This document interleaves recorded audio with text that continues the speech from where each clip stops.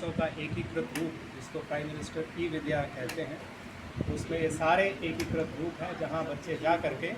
और शिक्षा के जितने भी उपलब्ध साधन हैं उनको एक्सेस कर सकते हैं।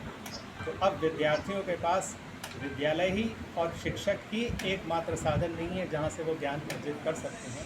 बल्कि बहुत सारे साधन इसके लिए उपलब्ध कराए गए हैं जहां पे वो जा करके शिक्षा का एक्सेस कर सकते हैं, जहां बिल्कुल वेटेड मटेरियल है, क्वालिफाइड स्टैंडर्ड मटेरियल अवेलेबल है, सभी विषयों में अवेलेबल है, और जिससे विद्यार्थी कहीं पे भी बैठा हो, विद्यार्थी देश के किसी सुदूर गांव में भी बैठा हो, वहां से भी वो एक्सेस करता है। ऐसे अनेक और प्रयास हैं जो केंद्रीय विद्यालय संगठन और इसके जैसी अन्य जो सेंट्रलाइज किया गया कि अर्ली चाइल्डहुड केयर ये भी बहुत ज़रूरी है। तो इसलिए 5 साल का जो फाउंडेशनल स्टेज था ये इसमें अनुशंसित किया गया, जिसमें हम बच्चे को 3+ कैप्चर करेंगे और 3+ अपने विद्यालय प्रांगण में लाएंगे और वहाँ उसको खेल कूद के माध्यम से धीरे धीरे क्रमिक गति से उसको अनौपचारिक माध्यम से फिर धीरे धीरे औपचारिक शिक्षा की ओर चेंजेस करेंगे। सिलेबस फाउंडेशनल स्टेज का करिकुलम फ्रेमवर्क बन चुका है और ये 2022 अक्टूबर में ये लॉन्च कर दिया गया था, ये अवेलेबल है। और इस फाउंडेशनल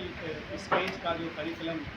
बनने के बाद अब इसकी किताबें लिखी जाती हैं। पहले पॉलिसी बनती है, फिर करिकुलम बनता है और फिर उसके बाद किताबें लिखी जाती हैं। यस, तो फाउंडेशनल स्टेज का जो करिकुलम है वो केंद्रीय विद्यालयों में लागू कर दिया गया है और इसमें करीब 3 महीने का एक विद्या प्रवेश कार्यक्रम एनसीईआरटी ने बनाया है, जिसमें बच्चों को आप कैसे जॉयफुल तरीके से और खेल कूद के माध्यम से और तमाम सारी क्रिएटिव गतिविधियों के माध्यम से कैसे बच्चे को विद्यालय प्रांगण में उसका स्टेज जो है रुचिकर बनाएं, रोचक बनाएं और कैसे धीरे धीरे उसकी नेचुरल एबिलिटीज़ को ध्यान में रखते हुए कैसे उसका विकास सुनिश्चित करें। Thank you. तो मैं इसका उत्तर देने के लिए तैयार। वर्गीकरण की जरूरत क्यों पड़ेगी? पहले 10+2 जी, पहले 10+2 था जी। पहले बाद में ये देखा गया, नई एजुकेशन जो पॉलिसी जब बनाई जा रही थी तो ये देखा गया कि बच्चे की जो ग्रोथ इम्पेरेटिव्स हैं वो ग्रोथ इम्पेरेटिव्स को 10+2 सिस्टम बहुत अच्छे से कवर नहीं करता है और हम बच्चे को लेट को प्रभाव में आए हुए 3 वर्ष और इन 3 वर्षों के अंतराल में केंद्रीय विद्यालय संगठन, नवोदय विद्यालय समिति, CBSE और मिनिस्ट्री ऑफ एजुकेशन के द्वारा जो स्टेप्स लिए गए हैं कि राष्ट्रीय शिक्षा नीति के जो विभिन्न पड़ाव थे वो किस प्रकार हम लोगों ने पहुँचे हैं, कहाँ तक पहुँचे हैं, कितना काम हो चुका है और कितना काम होना बाकी है, इस सबको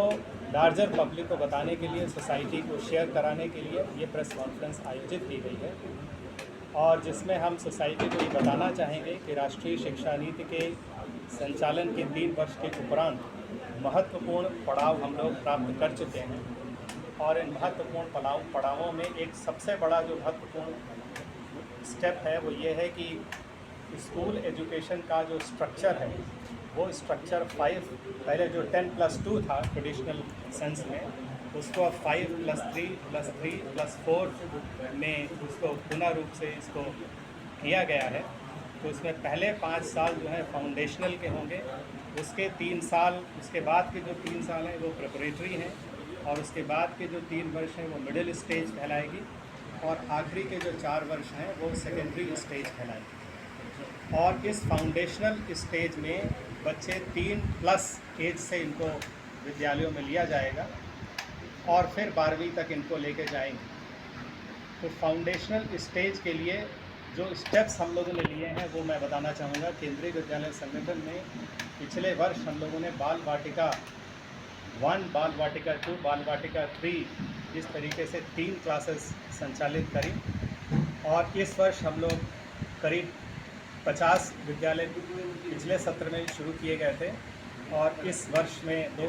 450 और विद्यालयों में बाल वाटिका संचालित की गई हैं। इस प्रकार 500 विद्यालय ऐसे हो गए हैं केंद्रीय विद्यालयों में जहां ये बाल वाटिकाएँ कक्षाएँ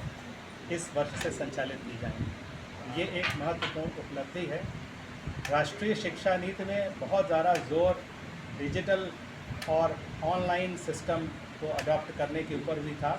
तो KVH केंद्रीय विद्यालय संगठन में पहले से ही हमारी जो एडमिशन प्रोसेस है वो पूरी ऑनलाइन तरीके से की जाती है, तो ट्रांसपेरेंट मेथड है। और शिक्षकों का जो ट्रांसफ़र है वो भी इस साल से ऑनलाइन पोर्टल के माध्यम से ट्रांसफ़र संचालित किए जाएंगे, जिससे किसी को भी कोई शिकायत न हो। और साथ ही साथ खबरों की लगातार अपडेट के लिए जबलपुर दर्पण न्यूज चैनल को सब्सक्राइब